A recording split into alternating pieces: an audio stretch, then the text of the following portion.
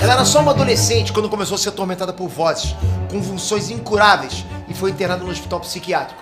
Mas ao invés de melhorar, ela piorou. Muito. Ela passou por quase 70 sessões de exorcismo, que ela mesma pediu pra ter, e teve os momentos mais terríveis da vida dela filmados.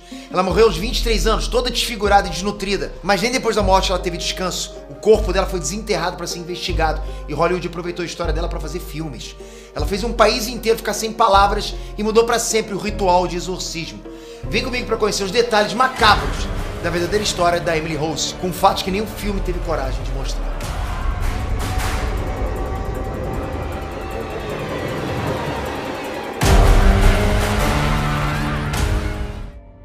Enéas Trunks, Peter aqui. Bom, hoje é sexta-feira 13 e nem sempre a gente precisa recorrer a uma história mentirosa para entrar no clima.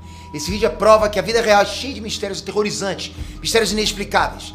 Faz 50 anos que a tragédia de uma garota segue sem explicação. A religião, a ciência e a justiça não chegaram no consenso e no meio desse caso, uma garota de 16 anos que tentou fazer tudo certo. Com vocês a história sinistra e real da Emily Rose. E se vocês querem vídeos com mais casos reais como esse, vocês têm que se inscrever e ativar o sininho. A gente pode estar só começando. Vai depender do que vocês comentarem aqui embaixo. Vamos lá.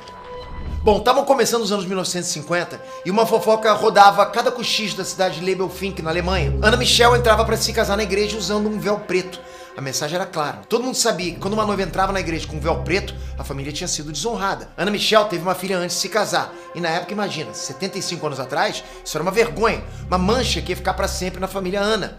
E mesmo com todos os olhares atravessados e comentários humilhantes, Anna se casou na igreja. Pouco tempo depois, Anna teve outra filha. Agora uma filha legítima. E ela nunca ia imaginar que aquela criança ia ser conhecida no mundo inteiro. Mas de uma forma terrível. O filme Requiem chamava essa garota de Micaela. O exorcista de Emily Rose também mudou o nome dela, mas, na vida real, ela era Anne Elizabeth Michael, ou simplesmente Annalise. Annalise teve uma infância totalmente comum, até que sua irmã mais velha, aquela filha ilegítima de Anna, morreu com 8 anos de idade, por conta de uma complicação numa cirurgia para retirar um tumor agressivo. Isso mudou a mentalidade e os hábitos de Annalise para sempre. Ela sempre foi uma garota muito sensível e, depois dessa tragédia familiar, Annalise sentiu que ela deveria cumprir penitências para compensar os pecados da mãe. Para ela, a morte da irmã ainda na infância foi resultado daquele grande pecado antes do casamento. Assim, Annalise ficou obcecada em se livrar do mal. Ela ia à igreja pelo menos 2 vezes por semana, fazia jejum, rezava o tempo todo. Ela passou a dormir algumas noites sem roupa, numa pedra fria no chão. Tudo para redimir os pecados da família a partir do sofrimento dela. Desde jovem, Annalise buscava mortificação, mas ela não imaginava o que o futuro guardava para ela. Ela era uma adolescente saudável e trabalhava normalmente na serraria da família. Mas aos 16 anos ela teve uma convulsão muito forte, e isso por si só já foi bastante assustador. Na época, a epilepsia era chamada de o grande mal. A família correu para buscar tratamentos com médicos e neurologistas, mas esse problema não era o único que a Annalise estava enfrentando. Tinha mais coisas perturbadoras acontecendo que só a Annalise sabia. Na rotina de orações diárias, a Annalise começou a ter visões estranhas e sentia a presença de seres demoníacos em volta dela. E esse segredo ela guardou só para ela por muito tempo. Ela pensava que eram tentações do inimigo querendo fazer ela deixar de rezar, e por isso ela insistia, né? Como se rezar fosse um ato de resistência contra as forças do mal que agiam sobre a família dela. Mas as coisas foram ficando cada vez mais difíceis. Ela começou a escutar vozes dizendo claramente que ela era amaldiçoada, que a alma dela já estava condenada e que ela ia apodrecer no inferno. Nessa época, ela ainda era adolescente, mas o terror era tanto que ela chegou a pensar em tirar a própria vida. Em paralelo a isso, as medicações não pareciam fazer efeito. Ela foi internada num hospital psiquiátrico, mas a saúde de Annalise não melhorou. Foram muitos meses internada, tomando remédios antipsicóticos, antipilépticos e até remédios para a esquizofrenia. E, mesmo assim, ela seguia tendo convulsões e vendo rostos diabólicos durante vários momentos do dia, todos os dias. Como ela nasceu num lar cristão, né, e vendo que a medicina não ajudava em nada no sofrimento dela, Annalise começou a considerar que os tormentos dela podiam ser possessões demoníacas. E aí, como os tratamentos não ajudaram em nada, ela deixou o hospital e voltou para casa. Ela e a família fizeram uma peregrinação para San Damiano, que era considerado um lugar santo. Talvez lá ela encontrasse a cura. Mas ao invés de ser uma viagem com boas energias, Annalise e as pessoas em volta dela começaram a perceber coisas estranhas. Annalise, que era tão devota, sabe, naquela viagem ela evitava olhar ou chegar perto de qualquer coisa que fosse sagrada. Ela não conseguia entrar em nenhum lugar que tivesse um crucifixo. Ela se recusou a beber água de uma nascente milagrosa. E ela exalava um cheiro terrível, né? Parecido com enxofre. Depois dessa viagem, a própria Anneliese e todos que presenciaram essas coisas começaram a achar que o pior tinha acontecido. Anneliese estava possuída. A essa altura, com 19 anos, Anneliese não tinha mais recursos médicos que resolvessem os problemas dela. E ela também não conseguiu um refúgio e alívio nas orações que ela mesma fazia. E depois daquela viagem, a San Damiano, ela mesma procurou uma igreja e pediu para ser exorcizada. Ela procurou o padre da cidade para pedir ajuda, mas o pedido de exorcismo foi negado. Aí Anneliese se sentiu devastada, mas ela insistiu. Ela procurou outra igreja e explicou tudo, mas o pedido de exorcismo foi negado pela segunda vez. Os primeiros religiosos que tiveram contato com ela reforçaram a suspeita da doença, né? E não iam conceder o ritual de exorcismo para uma moça que parecia ser esquizofrênica, né? E além disso, para que ela pudesse ser exorcizada, um bispo teria que autorizar. Anneliese seguia sendo perturbada diariamente por visões e vozes que nenhum remédio conseguiu curar. E, a cada dia que passava, o estado dela piorava mais e mais. Ela costumava se ajoelhar 600 vezes por dia. E, numa dessas vezes, ela acabou rompendo o ligamento do joelho. Nisso, ela se arrastou para debaixo da mesa e ficou lá por 2 dias, urrando, agindo como um animal. Além disso, era comum que ela passasse os dias gritando por horas. E ela passou a se alimentar de coisas estranhas, como aranhas e carvão. O dia a dia ao lado da Anneliese era perturbador. Numa tarde, ela chegou até a morder a cabeça de um pássaro morto e lamber a própria urina no chão. Não tinha mais saída. Anneliese piorou muito. E como nenhum religioso da cidade aceitava fazer o exorcismo nela, a família foi para uma cidade próxima para, quem sabe lá, né, conseguir um ritual. Anneliese e os pais dela viajaram para Würzburgo. Foi uma viagem de 260 quilômetros que parecia muito mais distante do que realmente era, por causa da ansiedade e da esperança de finalmente conseguir ajuda. Lá, Anneliese ficou frente a frente com o vigário Ernst Alt. E depois que ele viu a Anneliese, ele concordou que ela não parecia uma garota com problemas psíquicos. Tinha coisa a mais ali. O padre Alt, ele fez os documentos e em setembro de 1975, o bispo Joseph Stangl concedeu a permissão. O responsável pelo ritual seria o padre Hens, mas tinha uma condição. Tudo deveria acontecer em sigilo. O padre Hens chegou na casa simples de Anneliese numa manhã de outono. O vento era gelado apesar do sol. Ele usava um chapéu e roupa toda preta e trazia um livro antigo na mão, o Rituale Romanum, um manual de exorcismo que existia desde 1614. Não tinha mais volta, e Anneliese finalmente ia passar por um ritual antigo e perigoso. O clima de esperança tomou a casa inteira. O padre Hens preparou todos os objetos, as vestimentas oficiais e começou o ritual seguindo cada passo do manual. Aquele mesmo manual que realizava exorcismos no mundo inteiro há mais de 300 anos. Mas a alegria durou pouco. Se aquilo era um fenômeno maligno, ele era extremamente forte. Foram 10 meses de batalha espiritual intensa. Anneliese passou por 67 sessões de exorcismo, 1 ou 2 por semana, com duração de até 4 horas. Num certo ponto, o padre Hens precisou pedir com que o padre Alt fosse junto com ele, porque sozinho ele sentia que não podia, não estava conseguindo. Durante todo esse tempo, Anneliese ficava trancada num cômodo, dia e noite, e se recusava a comer, beber ou dormir. Às vezes a agressividade dela era tanta que a família precisava acorrentá-la na cama. Mas durante os rituais, o que era terrível ficava ainda mais assustador. Anneliese mudava de voz, assumia vozes masculinas com línguas e sotaques que ela nunca conheceu. E, quando acontecia, ela se apresentava com nomes esquisitos de Lúcifer, Judas, Nero, Caim e Adolf. Mas ela não passava o tempo todo em crise. Os dias alternavam entre momentos traumáticos e momentos de silêncio e dor. Quando a Anneliese estava consciente de si, ela falava sobre a própria morte. No meio de tantos momentos de horror, ela entendeu algumas coisas. A primeira é que ela não ia conseguir se libertar da possessão. A segunda é que ela poderia encontrar um propósito no auto-sacrifício. Anneliese começou a dizer que iria dedicar todo aquele sofrimento e até a própria morte dela para expiar os pecados do mundo que ela conhecia. Anneliese parou de comer. Mesmo nos dias de calmaria, ninguém conseguia fazer a Anneliese se alimentar. E ela também pediu para que não tivesse mais atendimentos médicos dali em diante. Anneliese decidiu. Ela ia entregar a própria vida no mais absoluto sofrimento, pela salvação das almas. Era o dia 1º de julho de 1976. Na madrugada, Anneliese disse uma frase que a mãe dela nunca mais ia esquecer. Mãe, estou com medo. A noite seguiu.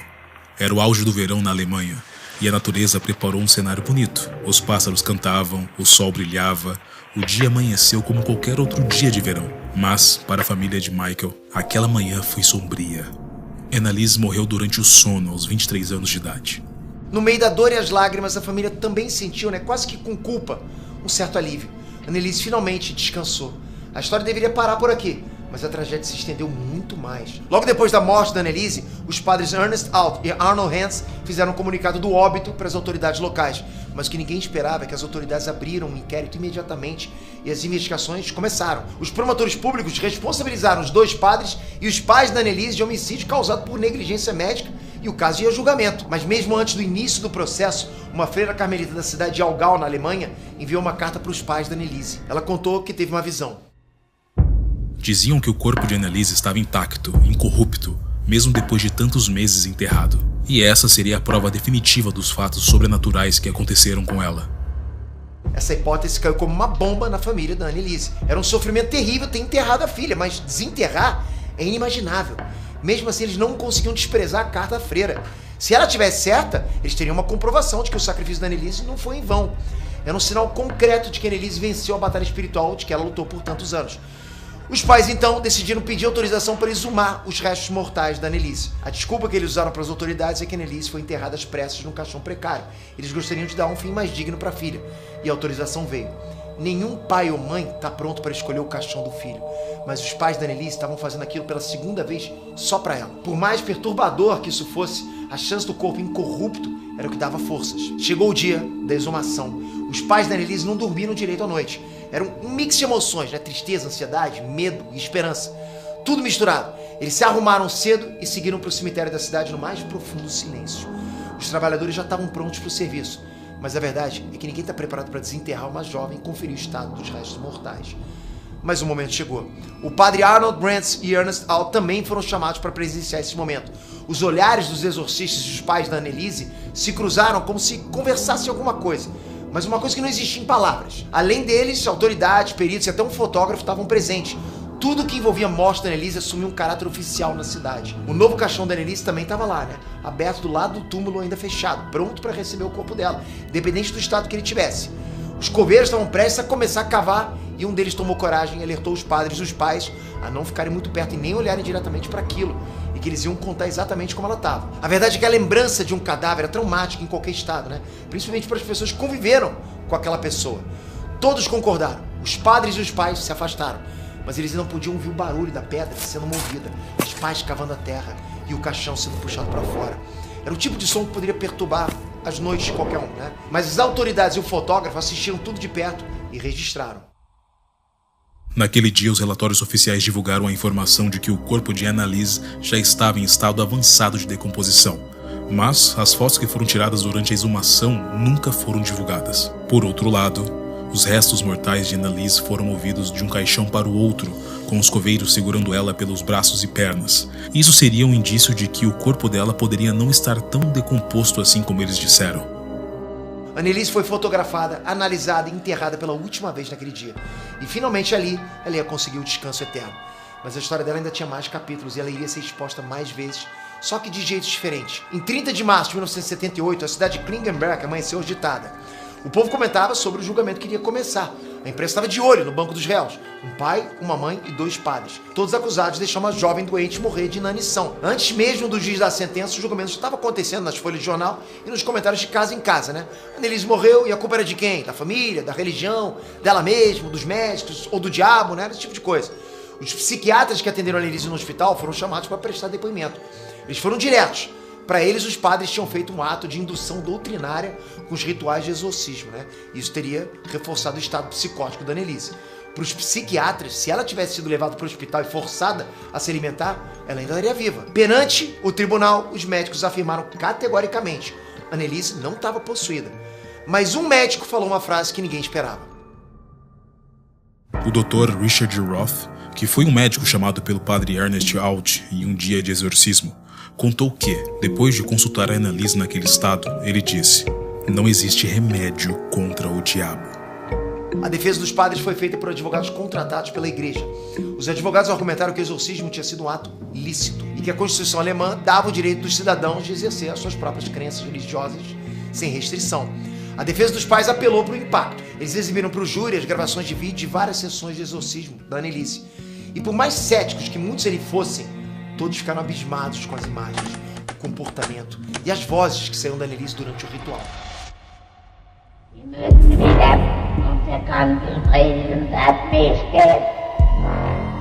Foram cenas perturbadoras dela fazendo movimentos impossíveis.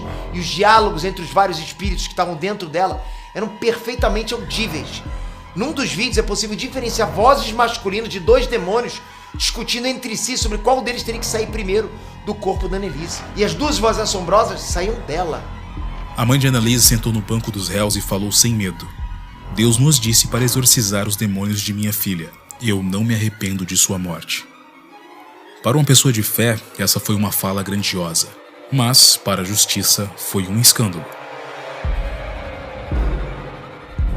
No fim do processo, os pais da Annelise e os dois padres foram considerados culpados de homicídio e negligência médica. O juiz deu uma sentença de 6 meses com liberdade condicional, desde que pagasse uma fiança. Todos foram considerados culpados por permitir que uma garota de 23 anos morresse de fome dentro da própria casa. O caso fez a Alemanha inteira debater sobre a liberdade religiosa e os direitos de pais e filhos. Depois disso, os bispos da Alemanha pediram para o Vaticano rever o ritual de exorcismo por causa do que aconteceu com a Annelise, e um processo foi aberto para estudo. Em 1999, o Vaticano publicou a primeira atualização do ritual de exorcismo desde o século XVII. E desde então, é obrigatório uma avaliação médica antes de tudo. Só depois da liberação clínica, com exames comprovando a saúde mental, é que o exorcismo passa a ser uma opção para as pessoas que se sentem perturbadas. E essa é a regra até hoje. O caso da Annelise provocou processos, debates, mudou leis da Alemanha e do exorcismo no mundo inteiro. Mas a história ainda não parou por aí. Quando completou 30 anos da morte da Annelise, essa história voltou à tona. Em 2005 lançaram o filme Exorcismo de Emily Rose. O filme virou um clássico dos filmes de terror e a história da Annelise apavora muita gente até hoje. E nem assim a Annelise descansou. Uma foto real dela foi mostrada no filme. Mas muita gente não sabe que durante as gravações da história da Annelise para o cinema, outros fenômenos assustadores voltaram a acontecer. A atriz, a Laura Linney, que interpreta a advogada Erin Brunner no filme, ela contou que o rádio e a televisão dela ligavam sozinhos no meio da noite durante o tempo que ela gravava o exorcismo de Emily Rose. A própria Jennifer Carpenter, que interpretou a Emily Rose, ou seja, a Annelise da vida real, ela também contou que presenciou fenômenos parecidos com esse, e igualmente inexplicáveis. Ela jura que o rádio da casa dela também ligava sozinho, mas com detalhe: ele tocava sempre o mesmo trecho da mesma música, várias e várias vezes durante a noite. A música era sempre Alive, da banda Pearl Jam. Toda noite, durante a gravação do filme, a atriz era acordada por essa música no rádio, sendo que ninguém tinha ligado o aparelho. E para piorar, a música ficava repetindo a mesma parte do refrão que diz I'm still alive, ou seja, eu ainda estou vivo. Será que a Annelise ficou perturbada com a exposição no filme sobre ela? Será que a alma dela ainda não encontrou descanso? Ou será que eram os espíritos que estavam só brincando com quem abriu a porta fazendo o filme? Até hoje ninguém tem certeza do que atormentava a Emily Rose de um jeito tão brutal. A garota foi possuída por vários demônios ou sofria de um mal psiquiátrico severo? Ninguém consegue comprovar, mas também ninguém consegue desmentir. O que vocês acham desse caso? Comenta aqui embaixo. Comenta o que vocês acharam também do filme. Se o filme passou alguma atenção pra vocês. E se vocês gostaram desse quadro, comenta aqui embaixo que a gente traz pra vocês outras histórias de casos reais. Toca aqui agora, se inscreve no canal. O legal é vocês estarem inscritos com o sininho, pra vocês nunca perderem o que acontece dentro do universo nerdístico, da cultura pop como um todo. É muito bom saber que você tá aqui desse lado. Tamo junto, galera. Até a próxima. Fui!